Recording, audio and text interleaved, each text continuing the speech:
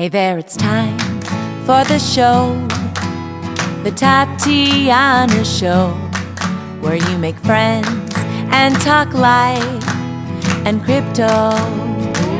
Salt offers cash loans collateralized by Bitcoin and other cryptos. There are no income checks, no credit checks, and no origination fees. Salt offers comprehensive insurance for your collateral assets and locks them in deep cold storage with a robust multi-sig process for the duration of your loan. With Salt's online platform or mobile app, track your loan or make deposits and payments on the go. Pay back as much as you want whenever you want and wrap up your loan at any time with no prepayment penalties. Once your loan has been paid back, your assets are returned to you. Visit saltlending.com/Tatiana to sign up for an account and start exploring your options today. saltlending.com/Tatiana. This episode of the Tatiana Show is brought to you by Vaultoro. Vaultoro is a gold hedging solution for the crypto community. One of the challenges of investing in cryptocurrencies is dealing with volatility. Keeping a diversified portfolio is a key to healthy returns. I keep about 10% of my crypto assets in gold using Vaultoro. Vaultoro allows me to open a gold wallet in seconds where I can easily trade with cryptos and gold. What I like about using Vaultoro instead of Tether is that the gold in my Vaultoro wallet is insured, audited, vaulted in Switzerland, and unlike fiat money, gold has increased in value for the last 20 years. Visit vaultoro.gold/Tatiana today and get zero trading fees for the first 3 months. That is vault, like a gold vault, and oro, which is Spanish for gold. Vaultoro, ole! Hello, everybody, and welcome to the Tatiana Show. Today, we're joined by Anita Posch, a friend that I made when I was at the Riga Baltic Honey Badger Conference, but we didn't get a chance to talk while we were there. Instead, we are bringing her across the internet waves where we'll talk through the magic of Zoom. And we're also joined by my handsome and very busy co-host, Joshua Shigala of Vaultoro. They're doing a big launch right now. So I know you're running around, Josh, but how are you feeling, buddy? Oh my God. I've never had so little sleep, but I'm feeling fantastic. I've just, I've got a newborn, but also launching a Bank to the Future campaign, equity crowdfunding, so people can invest in Vaultoro's group of projects. And it's getting really great feedback, and I'm really excited about it. If anyone wants to check that out, go to Bank to the Future. That's BNK2thefuture.com, and you'll see Vaultoro there. How much does somebody need to invest with Bank to the Future? It's like a minimum of $1,000.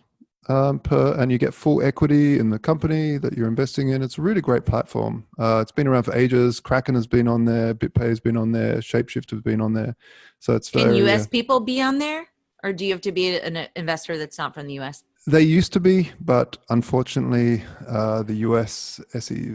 someone in the U.S., some power freak has hammered down the gauntlet and told Bank to the Future that they aren't allowed to have U.S. customers. Oh, I'm so glad that they're keeping us safe. That's very important. Yeah, that's right. You know what else I'm very glad for is our sponsors. So before we get started with Anita, I just wanted to say really quickly, thank you so much to Salt Lending. We appreciate your support of the show. Yep. Same thing to our friends over at the Haven app. You guys can download that right now, which is kind of a cool way to use, I guess, OpenBazaar with an app. And, of course, our good friends at Vaultoro, who've been a longtime supporter of the show. Now you guys are an official sponsor, but Josh has been on the show forever. So I appreciate you, Josh. Thank you. Thanks, Tatiana. I appreciate all the stuff that you do as well. Well, rock and roll. Cool. And if you guys are liking the show, you can go to thetatianashow.com. Check out some other episodes. We usually air on Tuesdays and Thursdays, sometimes other days, sometimes not on Tuesdays, but that's how it goes. Moral of the story is subscribe. Then you always get all the updates. Ooh, good point. I like that pitch there. And also we've got Proof of Love, which is a relationship podcast for the crypto space. We do some personal development as well. I think we're talking with a money guy this week, so that'll be fun. But anyway, thanks everybody for listening, and let's get started with the show.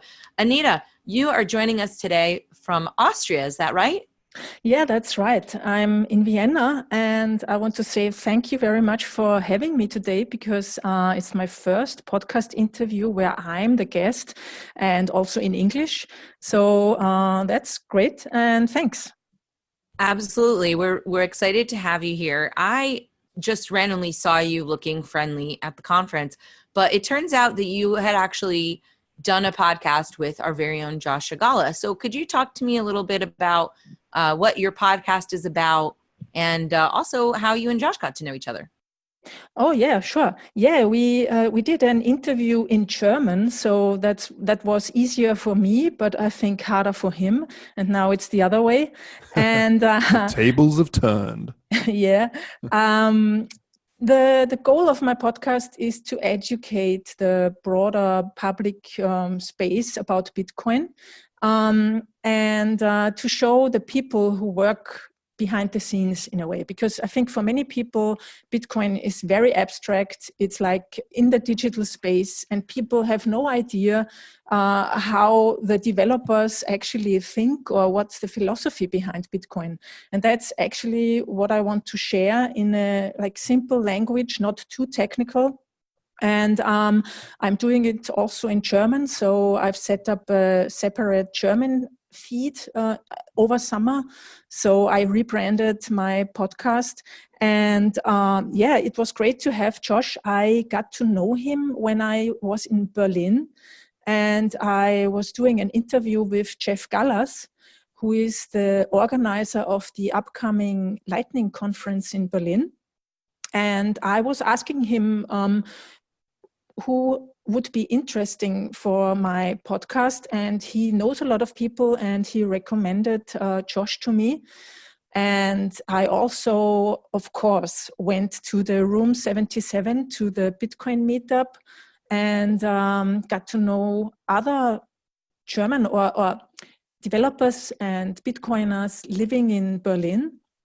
And the great thing is, next week, when there's the Lightning Conference, I will also have an interview with Jörg Platzer. He's the owner of the Room 77, which was the first bar worldwide, or the first brick and mortar store that accepted Bitcoin payments. So I'm very glad that he has accepted my invitation. Yeah, that's really great.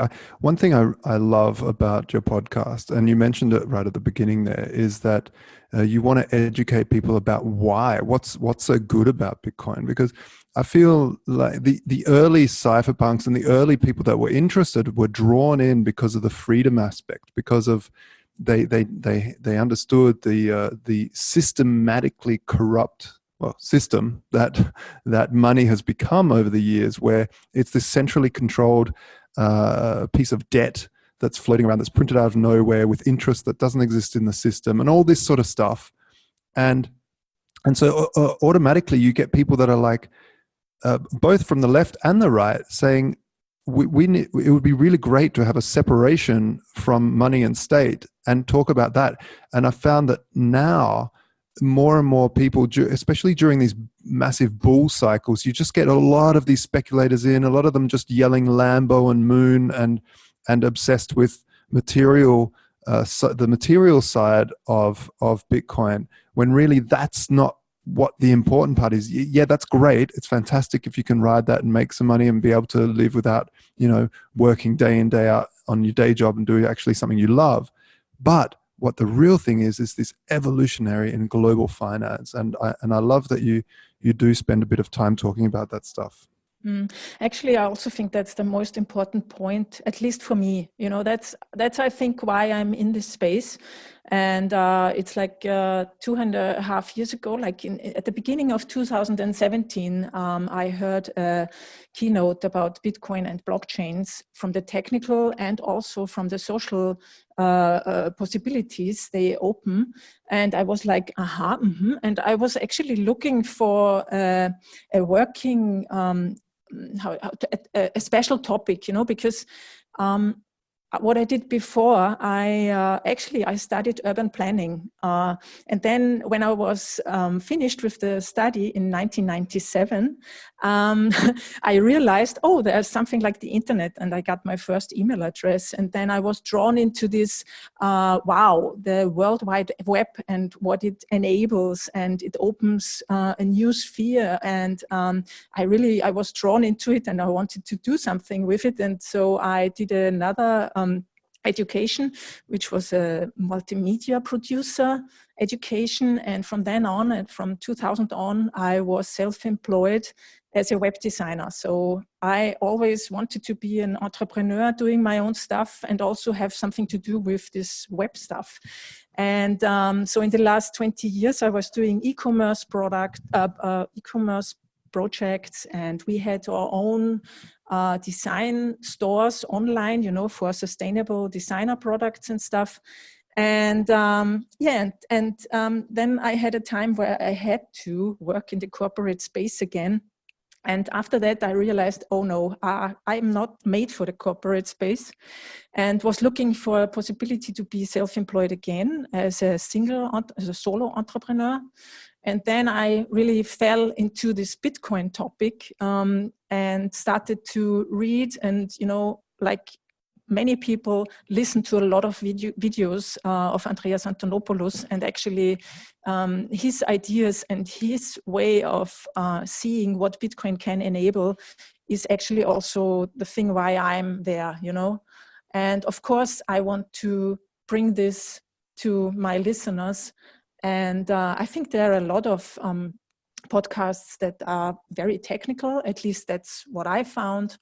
And in the German-speaking area, we only have like a couple of podcasts, like 5 or something. And most of those are also by men. I mean, it's nothing bad with that, but I think it's important also, and this was also a reason why I did that and went into this space and be out like with my face, is that there could be more women here, I think. And if I show my face, and I think it's also the same with Tatiana, then maybe other women grab their heart and also come and are interested in this great space that is developing in this very broadly. And I think there are many, many chances for people here to do some good stuff.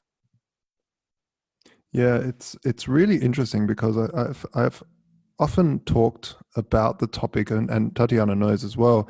Hey, Tatiana, like when constantly at conferences, you as a woman go and speak at like women in blockchain sort of panels and things, and I've always wondered why is there a lack of women in the crypto space, and it's always been like that since the beginning. I've been in it for a long time, and there's always been discussions of like, you know, you guys aren't inclusive enough and all this sort of thing. And I think, well, but it's an open source project. Anyone can join.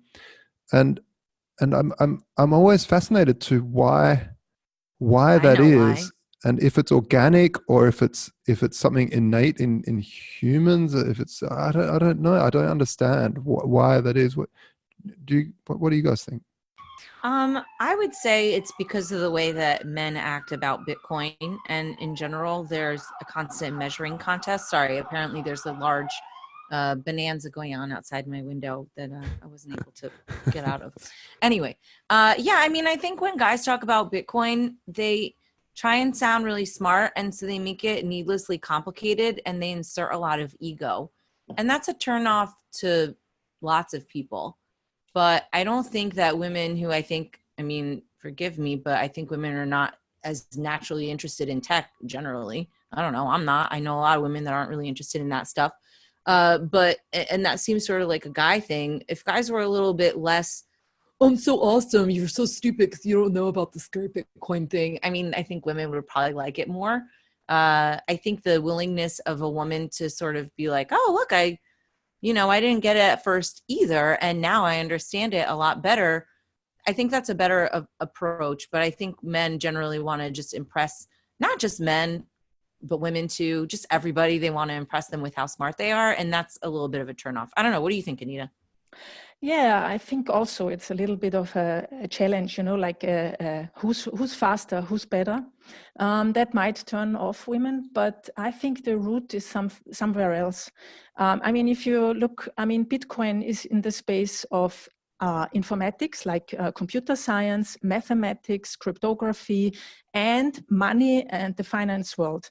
And if you look into those branches in other sections of the economy, there's also a lack of women there.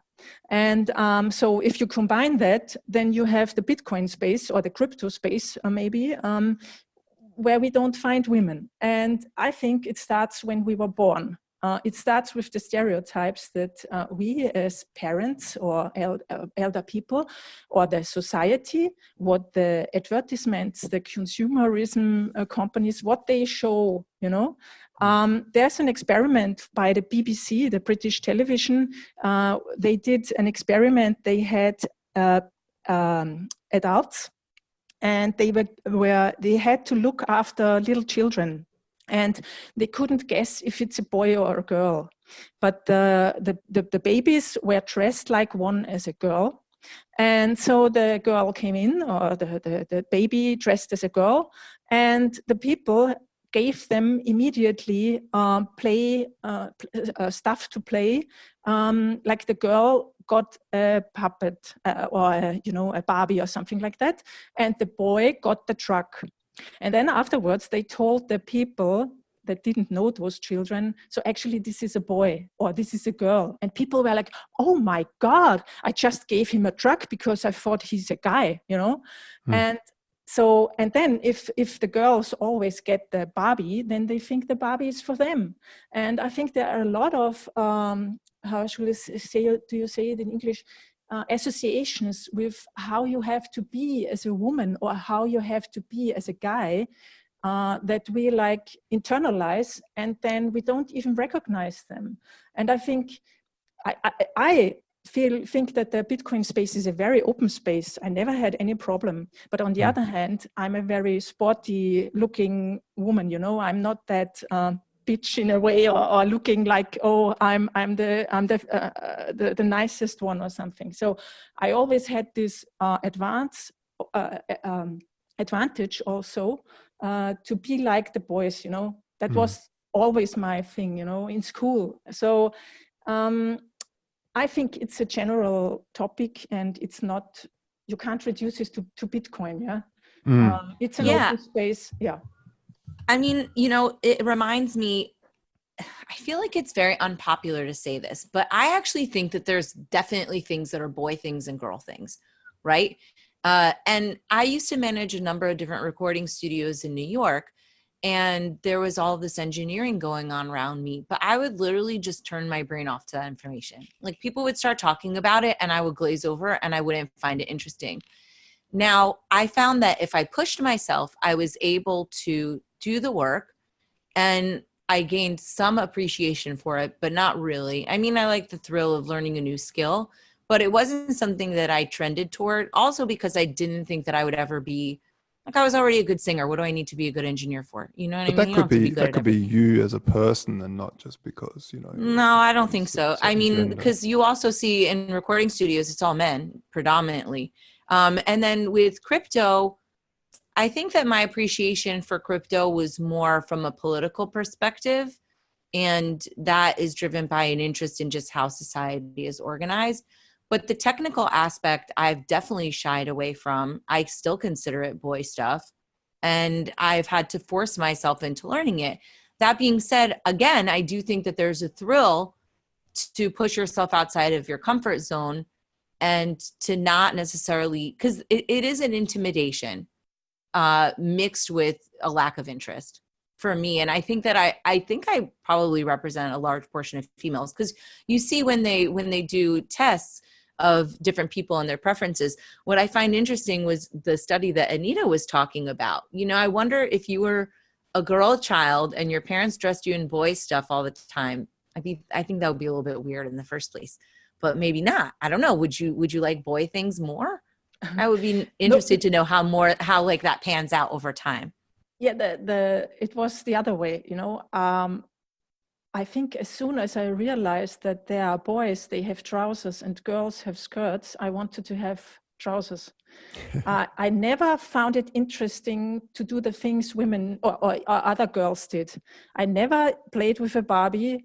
I went to the kindergarten dressed as a mechanic or a boxer or something like that. Not a sexy boxer. I'm really glad that my parents and my whole family, they let me do that, because I know from many girls that their parents said you have to wear a skirt, and I didn't. and I also like I was with my father in the garage, working on the car, and not with my mother cooking.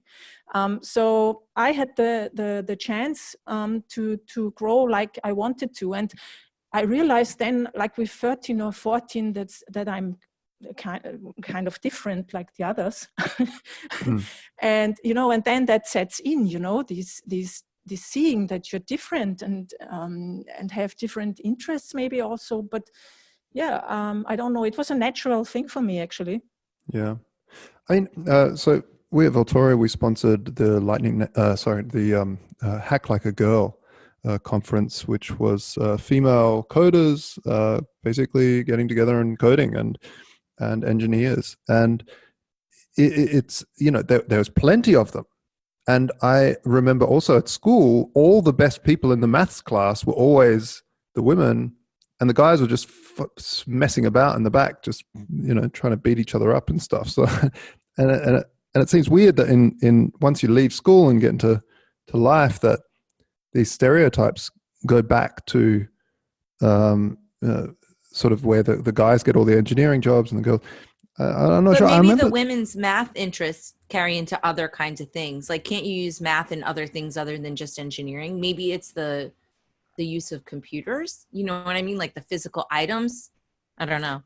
Yeah, I mean, there's plenty of things. Gadgets in general. I don't like gadgets. I mean, I think it's always this sort of conversation of binary women and men is also very, very, ridiculous, because there is. But those trends happen somewhat. I think they're fun to think over, and I like seeing the anomalies. Yeah, I mean, there's definitely this sort of binary or trinary. Some people have both organs and all this sort of stuff, but generally inside of the human mind and what people identify as is very broad. So it's very hard to have these sort of conversations, because of course there's generalizations, like Germans generally stop when they're walking across to wait for the red man to turn green, whereas in Australia they don't care, they just walk across. So there's New York, they don't care either. Yeah, it's like a generalization, but there's certain generalizations that are true. So that I remember seeing this one video of, there was a big hole in the ground with lots of people were digging in, all the pipes and everything that run through the city could be seen, and they sort of showed this video where over a few days, where every single woman that walked past just walked past, but every single guy that walked past and boy looked in the hole, stopped, looked in the hole, and checked it out. The only person that didn't were young girls. They also wanted to look, but the grown adult women were just walking past and didn't really. And I don't know. There was something interesting about that. But yeah, I find this topic's a little bit too not. Yeah, it's kind of it's a very easy thing to do, to have a topic about this sort of binary options of like man and woman, but it's just not reality. So it's kind of pointless. I agree. Yeah. Mm. So have you met a lot of cool women in this space, Anita? I find that, despite the aversion for women supposedly to get involved in the space, the women that I do meet are amazing. I mean, I don't know, I've gotten so many amazing female friends from the community, and I think that there's a lot of really great female speakers. I think there's times where women are not as represented, but I'm not that worried about it particularly. I don't know. I think that there's a lot of great women in this space, and men and everybody. So the nice thing to me about crypto is that it is sort of a neutral playing field, that anybody can get involved, and there's different reasons why people like it. Yeah, that's sure. But I think that's exactly what we need to talk more about to the public, because they don't know. And yes, there are great women. I met a lot of them, like Pamela Morgan, for instance, or I will do an interview with Lisa Nygut. She's a developer for Lightning. I met Alexandra Moxin. Yeah, there are a lot. But on the other hand, I think in Berlin at the Lightning conference, there will be women at the panels, but they will be the panel moderators. And there will be also some talks by women, but I think it could be more. I mean, I'm just for more like different opinions, different points of view. And I think it's better for all of us in any branch, not only in Bitcoin. Hey, I just wanted to circle back again about your podcast. And you said you separated it into German and English. You focus a lot on the German-speaking or the European side of crypto or Bitcoin. I'd love to hear more about what that means. You mean the European side? Because you are focused on this side of the pond, and I think it's very important for Americans or even people in Asia to also have content that they can consume from the European region, or us Europeans over in the Asian region in English, so that we have this transfer of information of what's going on in those regions, because the people tend to be in these echo chambers for their actual region, and it's always nice to have somewhere you can go to find out the latest news about a certain region. That's actually a good idea. To be honest, I didn't think about that, because my English podcasts are normally or regularly with people from the Bitcoin space. And most of them speak English, so they can't speak German. So that's the reason why I do it in English. But to do English speaking podcasts with people from Europe to inform like all the other continents is actually a great idea. And speaking of the European or German speaking countries, what I can say is that especially in Austria, and I think also in Germany, the general public is not really that excited about Bitcoin, because we are living in a actually very stable and secure country. And we are also a bit like thinking in hierarchy. So if the nation or the government says we have to do it this way, then we do it this way. And I think that's the reason why many people are not into it. And but on the other hand, there are many people who are always have been interested in investing stuff, like people who invested in gold or who want to diversify, and they see Bitcoin as a valid asset to try to secure their money in a way. And there are some organizations in Switzerland and Germany and Austria who do educational stuff, like public keynotes about Bitcoin. Like, for instance, in Austria, it's Bitcoin Austria, then there's Bitcoin Switzerland and the Bundesverband Bitcoin in Germany. And they try to lobby in a way at the regulator's edge, and on the other side, educate and be a information hub for media people, for instance. When media comes and has questions about Bitcoin, they very often come to us, and we can give answers. Yeah, we're members of the Bundesverband, Voltoro is, and it is really good because we are in this time of the growth of this industry where people that are control freaks are going to try and control this as much as possible. And it's really important that the voice of people like us are there to help steer that in the right direction, because bullies are going to try and bully, and so you've got to try to get in there and make sure that we have our say, that we stick up for this free and open thing. Because I could imagine if the internet had full-on control freaks just take over right from the beginning, we'd be having to get a license just to put a website up nowadays. Yeah, of course, I see that too. That's really a danger, and that's really important that we say or speak up and say it's important to have privacy. Don't forget your privacy. It's not everything convenience, because like there are many people who say, wow, Libra, for instance, is a great thing for Bitcoin because people will get used to how crypto works. And I say, no, why should they learn? I mean, they will have their messenger and send Libra from there, but they won't learn about key management or what. I mean, if they need uncensorable money, then they will see that there's a difference, of course. Yeah? And then they might use Bitcoin or other open public blockchains. But I think that's really important to point out that freedom of transaction is a very, very high good, and that we have to be really aware of that and secure it and raise our voices. Yeah, I heard the other day, I think it was, who was it, Adam Back or someone said, the biggest threat isn't the 51% attack. The biggest threat is centralization and people not seeing that as an important factor, focusing more on ease of use and speed rather than decentralization. And that is really, really true, because the more we just turn ahead and say, no, the only thing we care about is speed and that's it. Well, centralized monies or databases are obviously a lot faster.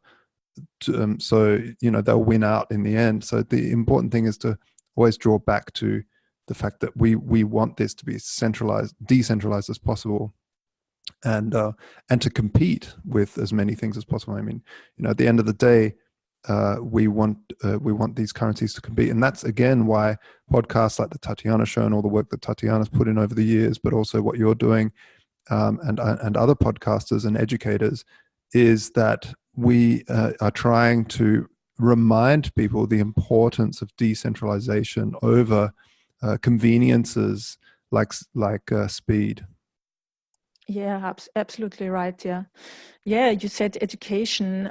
What I'm going to do in the next month, so now that I've set up the podcast, the platform and the website, I'm going to redo or do an update on my Bitcoin book, because I published a book last year that's for newbies, so how to use your Bitcoin, how to store your keys safely in German. And that's my project for this year, for the end of the year. And so also with some doing some keynotes in Germany and Austria. So yeah, I hope I can contribute to the space. That's actually what I want to do. Do you have a day job?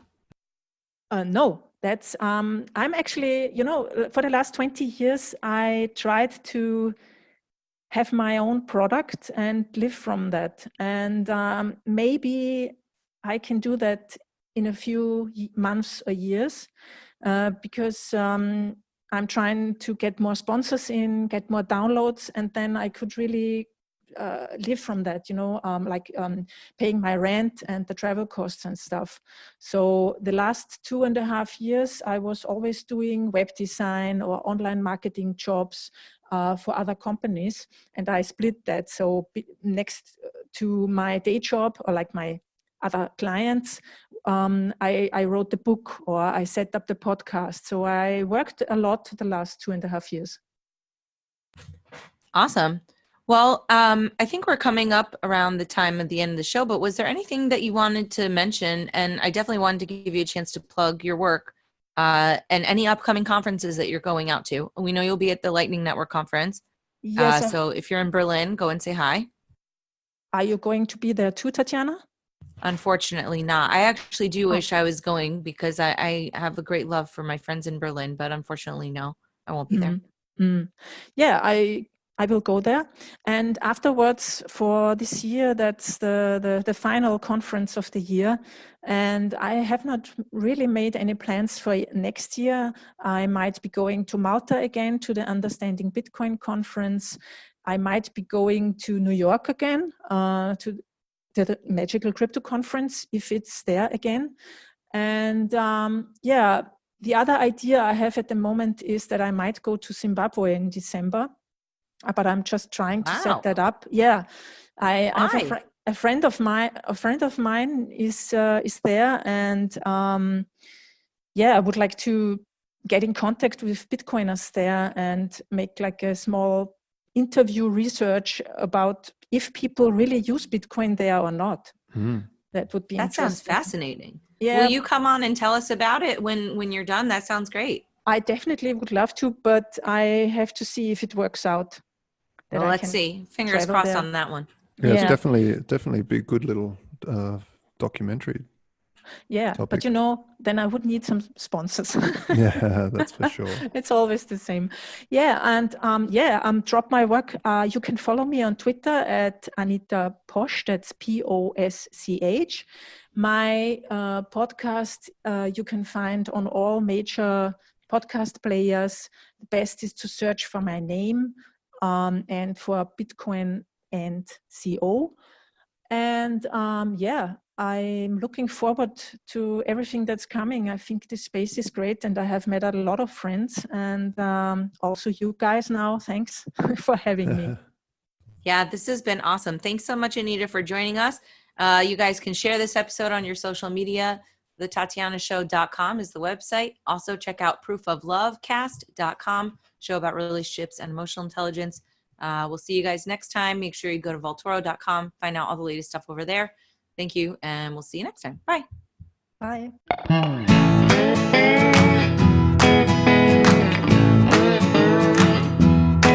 Hey there, it's time for the show, the Tatiana Show, where you make friends and talk life and crypto. We gotta think and reflect and use lots of intellect with our hearts when we work together.